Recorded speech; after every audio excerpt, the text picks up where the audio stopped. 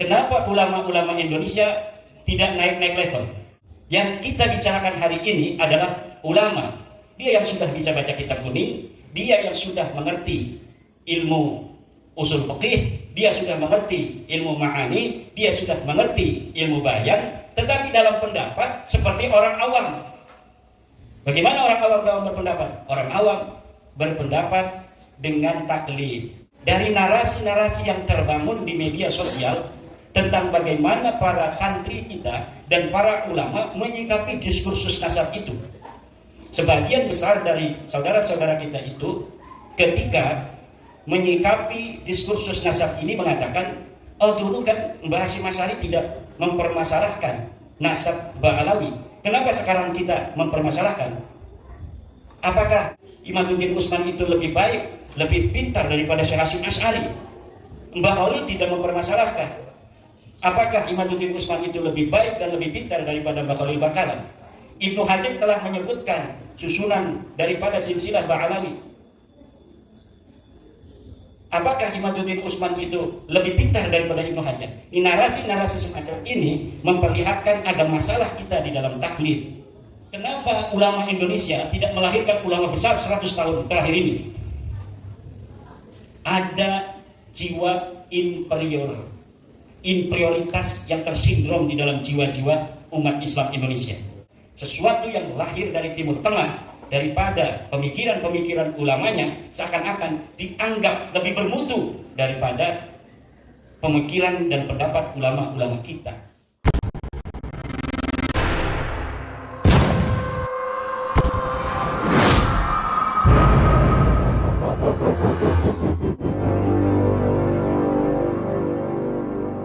Ini kita tidak bicara tentang awam.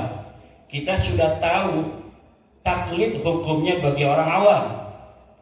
Orang awam bukan hanya boleh, tetapi bahkan dia wajib untuk bertaklid.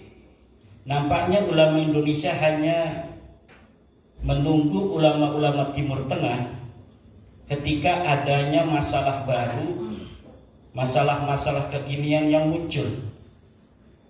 Jadi sepertinya ulama Indonesia menempatkan dirinya hanya sebagai pengutip daripada pendapat ulama-ulama Timur Tengah. Padahal piranti-piranti dari istinbat dan ijtihad itu diajarkan di pondok pesantren. Dari situ sebenarnya laik bagi ulama-ulama Indonesia, terutama ulama-ulama NU, untuk berijtihad. Bahkan menurut saya ini lebih layak ulama-ulama Indonesia di dalam berijtihad. Karena apa? Karena pengajaran di pondok pesantren saat ini lebih detail di dalam masalah nahwu, shoroh, badi, bayan, ma'ani, mantiq, usul fiqih, qawaid fiqhiyah daripada di Timur Tengah hari ini. Mungkin orang yang bisa baca kitab gundul tanpa berharokat di dunia hari ini terbanyak di Indonesia. Orang yang tamat kitab Sahih Bukhari dari bab wahyu sampai terakhir 4 jilid di dunia ini yang paling terbanyak adalah ulama dan santri Indonesia. Begitu pula yang sudah tamat Sahih Muslim, Abu Dawud, Turmudi, Nasai, Ibnu Majah, itu kebanyakan adalah santri dan ulama-ulama Indonesia. Yang hafal Alfiyah, saya mungkin agak berlebihan kalau mengatakan yang terbanyak hari ini adalah di Indonesia daripada di dunia Islam lainnya. Pengkajian secara harfan-harfan di pondok pesantren di Indonesia dalam bidang fikih dan usul fikih hari ini masih tertradisikan dengan baik. Ulama-ulama Indonesia hari ini sudah faham tentang itu kitab Al-Waraqat, Ghayatul Wusul, Jam'ul Jawami. Mungkin Jam'ul Jawami kitab usul fikih hari ini yang paling populer di dunia, terutama di Asia Tenggara, Mesir, juga di belahan India, itu hari ini yang banyak tamat Jamul Jawami ini adalah santri dan ulama Indonesia. Tapi kenapa ulama Indonesia hari ini hanya berhenti sebatas membaca kitab kuning tanpa kemudian naik level untuk menganalisa, mengistimbat, bahkan kata ijtihad itu sepertinya tabu bagi ulama-ulama kita di kalangan Nahdlatul Ulama. Sehingga pada 100 tahun terakhir perkembangan dunia Islam sejak Syekh Nawawi Tanara Al-Bantani, ini tidak ada lagi ulama Indonesia yang berkaliber seperti Syekh Nawawi Al-Bantani. Setelah Syekh Mahfud At-Turmusi, tidak ada lagi ulama Indonesia yang berkaliber seperti beliau, Syekh Mahfud At-Turmusi. Bahkan untuk mencapai derajat seperti itu, Syekh Nawawi dan Syekh Mahfud At-Turmusi itu harus pergi ke Hijaz, kemudian baru mendapatkan martabatun aliyatun fi jami'il ulum. Ini yang menjadi pertanyaan besar di dalam benak saya. Kenapa dengan piranti yang amat lengkap seperti itu, ulama-ulama Indonesia, santri-santri Indonesia itu tidak naik-naik level? Lama pertanyaan itu menggurita di dalam sukma dan perasaan, baru kemarin-kemarin ini ada jawaban. Jawabannya itu lahir setelah diskursus nasab Habib Ba'alawi ini muncul. Ketika 1 tahun yang lalu saya menyajikan hasil kajian saya tentang terputusnya nasab Ba'alawi, kemudian itu menjadi diskursus publik, bukan hanya di Indonesia tapi juga di Timur Tengah dan beberapa negara Asia Tenggara yang di situ ada Habib Ba'alawi. Hari ini baru saya mendapat sebuah jawaban kenapa Indonesia minim melahirkan para ulama-ulama kelas dunia. Jawabannya adalah taklid buta. Kenapa Indonesia minim melahirkan para ulama-ulama kelas dunia? Jawabannya adalah taklid buta. Taklid buta. Qabulu qaulin bila hujjatin, menerima ucapan tanpa adanya dalil sekalipun dari orang lain. Dari mana kesimpulan itu muncul?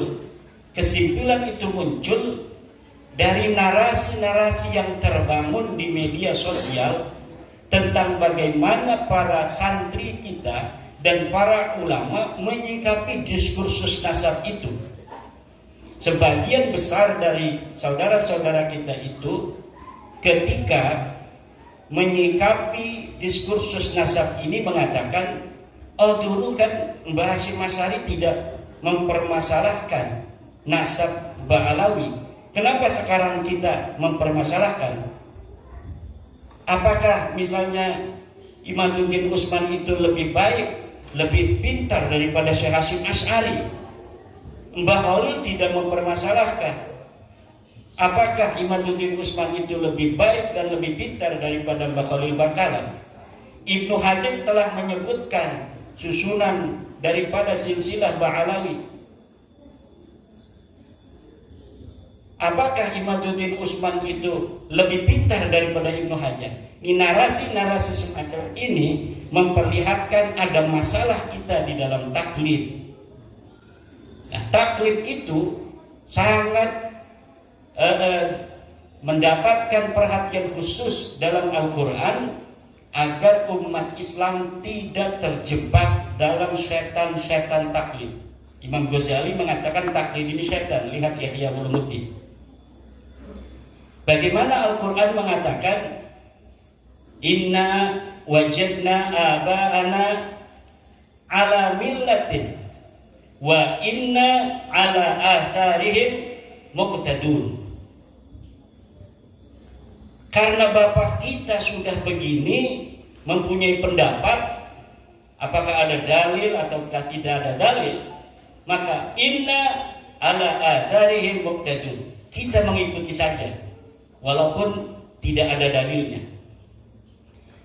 Al-Quran melarang kita untuk mengikuti sesuatu tanpa adanya dalil. La taqfu ma laysa laka bihi ilmun. Jangan engkau ikuti apapun tanpa adanya ilmu. Ma huwal ilmu? Al-ilmu huwa dalilu. Ilmu itu adalah dalil. Ilmu itu adalah dalil.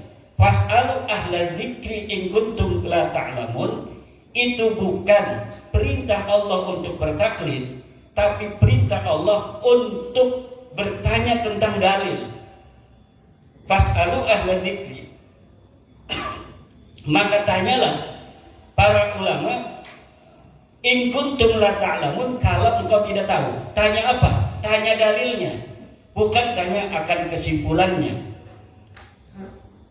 Imam Ghazali di dalam Al-Mustasfa misalnya, ayat ini fas'alu ahla dzikri in kuntum la ta'lamun adalah bertanya tentang riwayat. Bertanya tentang riwayat, bukan bertanya tentang pendapat. Artinya apakah ada riwayat tentang suatu masalah yang kami hadapi ini dari Nabi, dari para sahabat, khulafaur rasyidin, apakah ada? Kalau kita tidak tahu, fas'alu ahla dzikri in kuntum la ta'lamun. Bukan bertanya tentang pendapat dari seorang laki-laki yang sama dengan kita, dia adalah seorang laki-laki. Tidak bertanya kepadanya tentang pikirannya, tetapi bertanya tentang riwayat. Kenapa kita tidak bertanya tentang pikiran orang? Karena pikiran orang itu sama dengan pikiran kita. Yang membedakan adalah pikiran itu apakah berdasarkan dalil ataukah tidak. Imam Syafi'i mengatakan la yahillu taqlidu ahadin siwan Nabi sallallahu alaihi wasallam. Tidak boleh kita mengikuti, tidak halal. Ini kata-katanya luar biasa.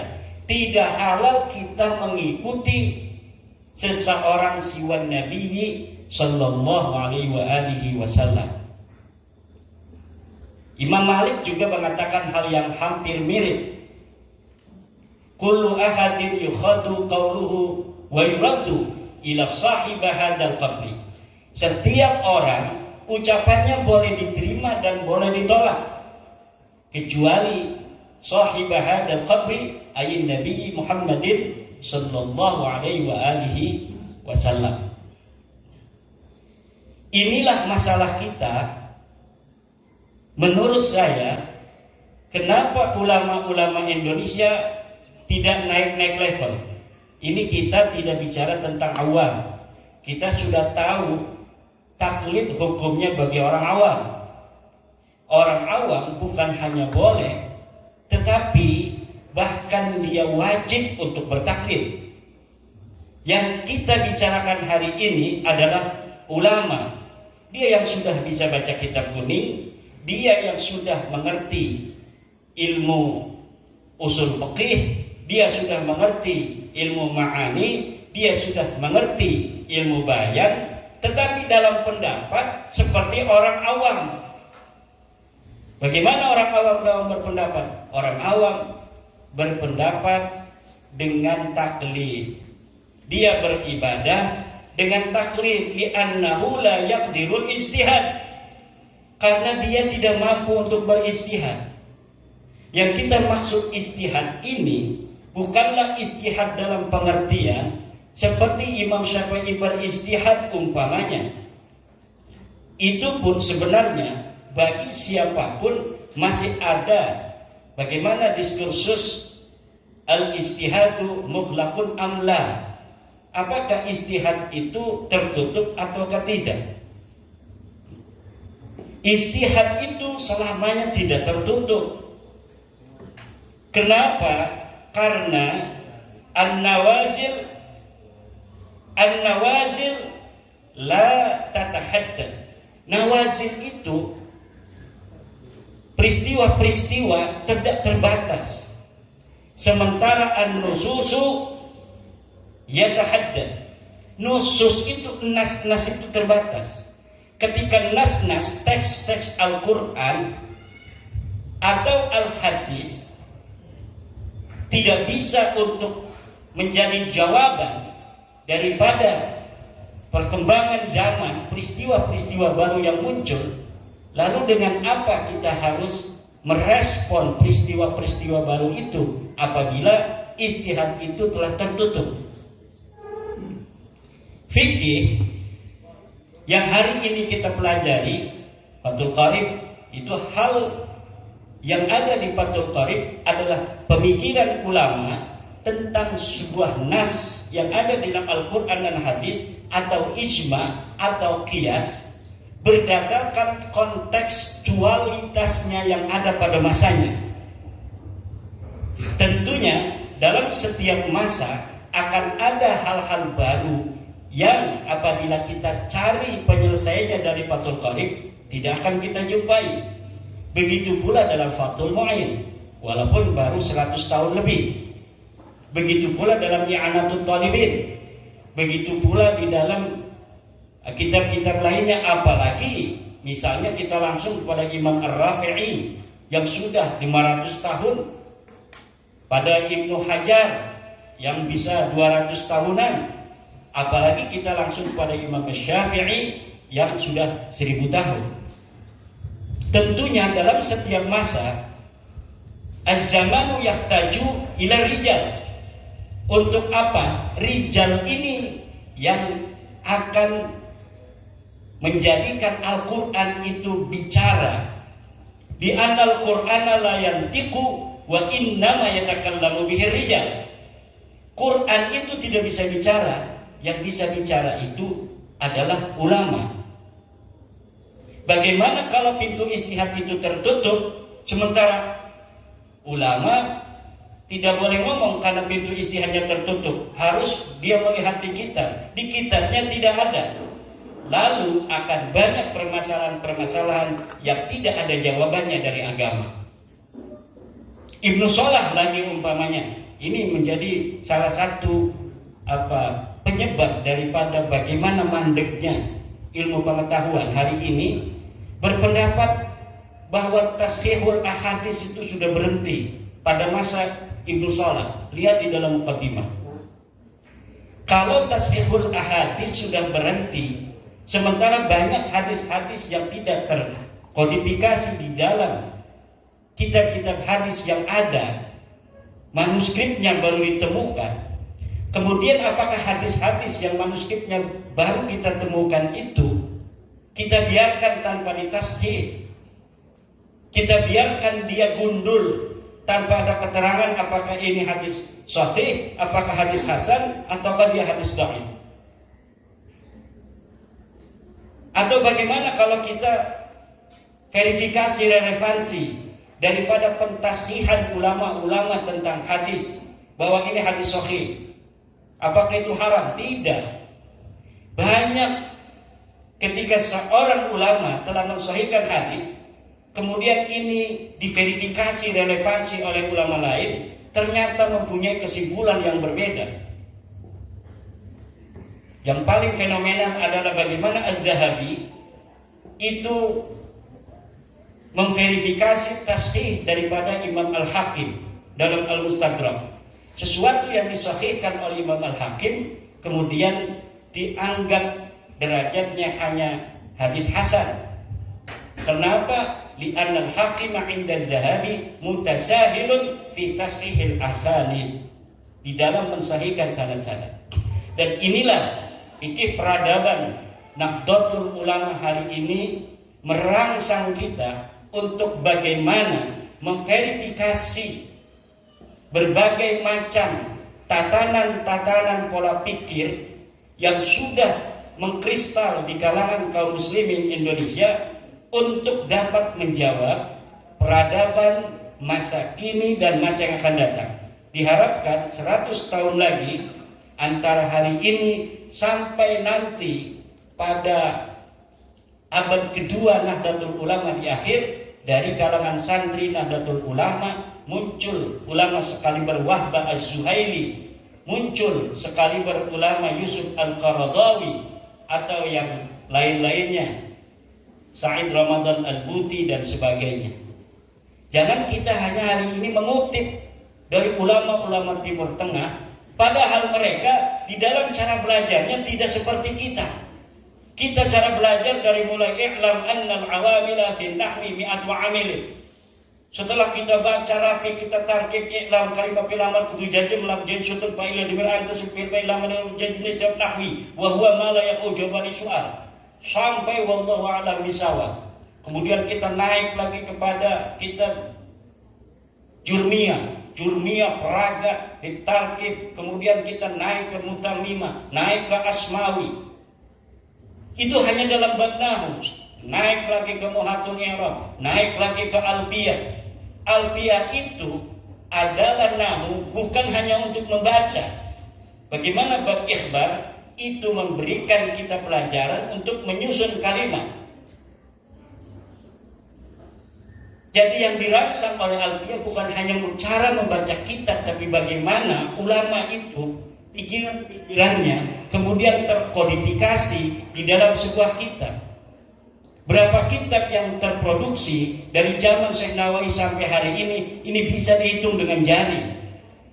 Yang ada komentator-komentator dengan bahasa Indonesia yang keluar ribuan buku dari Universitas Islam. Universitas Islam YIN UIN itu melahirkan per tahun ratusan buku. Tapi kering, tidak bisa untuk melahirkan seorang mahasiswa pun yang bisa untuk mensyarahi matan takrib umpamanya. Pensyarahan itu penting. Kenapa?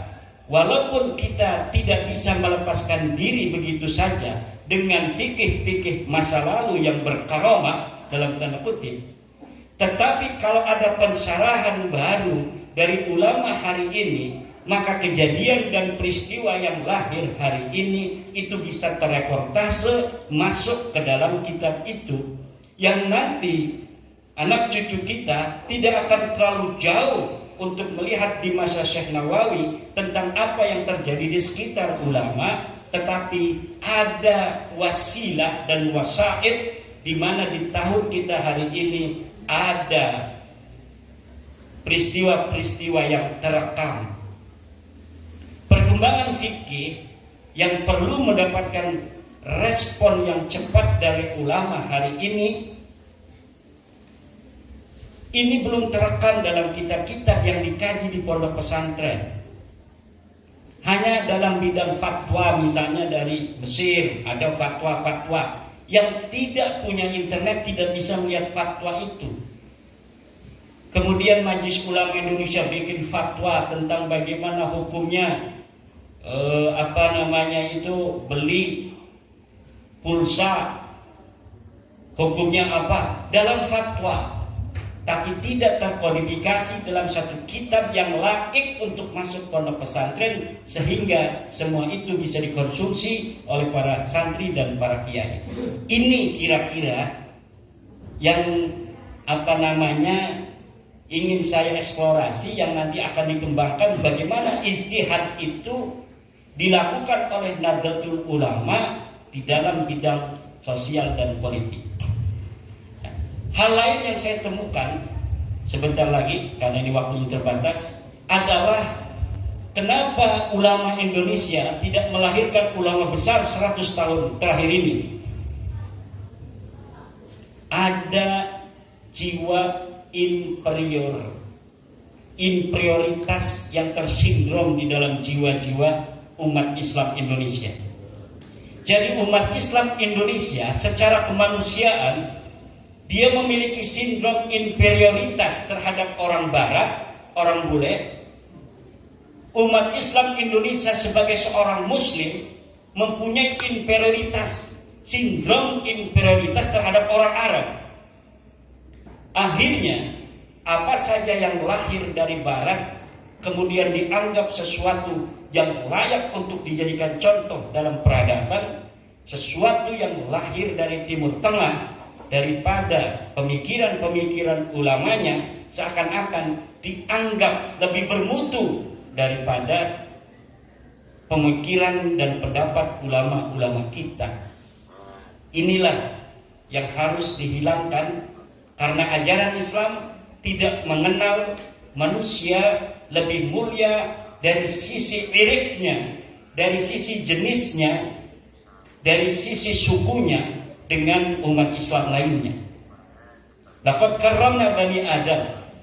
Kita semua ini adalah anak Adam. DNA yang ada dalam diri kita itu ada DNA Nabi Adam.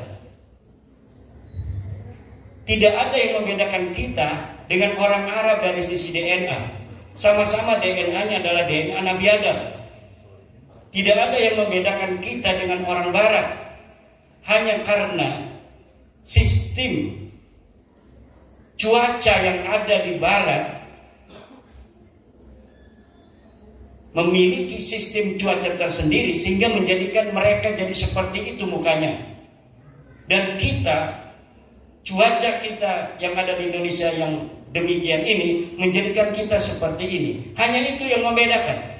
Yang lainnya sama, kita dengan orang Barat sama, dan kita dengan orang Arab juga sama. La fadla li Arabiyyin ala ajamiyyin illa bi taqwallah. Tidak ada keutamaan orang Arab terhadap orang Ajam, sebaliknya wala li ajamiyyin ala arabiyyin. Bagi orang Ajam tidak lebih baik dari orang Arab illa bi taqwallah, kecuali dengan ketakwaannya kepada Allah. Ini yang harus dikembangkan dan dibelutut terhadap santri-santri kita. Kalau tidak ada Bluetooth, kita pakai circuit, atau kita bisa untuk menggunakan wifi orang lain kalau lagi tidak ada paketnya. Semangat ini, semangat pembaruan, kita menantang masa depan untuk Indonesia yang lebih baik dari sisi ilmu pengetahuan. Dan karena hari ini dari sisi adab kemanusiaan, kita terbukti lebih baik dari orang Arab. Bagaimana umat Islam Indonesia yang terbanyak hari ini itu hidup rukun mulai dari merdeka sampai hari ini, sementara orang-orang Saudi masih perang dengan Yaman. Orang Myanmar masih bermasalah tentang suku dengan orang-orang dari Rohingya. Orang-orang di Palestina masih bermasalah dengan orang-orang di Israel. Afghanistan sampai saat ini masih terjadi peperangan antar suku, walaupun Taliban sudah menguasai. Indonesia dengan 700 suku dan 1.400 bahasa, dengan 17.000 pulau, 130 juta muslim, 270 juta penduduk seluruh Indonesia, ini tidak terjadi perang saudara yang signifikan. Walaupun ada di Aceh atau di Papua, tetapi frekuensinya kecil. Kenapa itu bisa terjadi? Ini karena adab kemanusiaan kita, terutama yang dikembangkan oleh Nahdlatul Ulama, yaitu agama Islam Tawasutiyah. Namun itu saja belum cukup untuk mengangkat harkat derajat umat Islam Indonesia ke pentas global tanpa ilmu pengetahuan. Bagaimana ilmu pengetahuan itu bisa setara dengan dunia Islam lainnya di dunia internasional? Satu adalah dengan menghancurkan setan-setan taklid yang ada di dalam diri para santri dan para ulama. Wallahu wal muwaffiq ila aqwamit thoriq. Wassalamualaikum warahmatullahi wabarakatuh.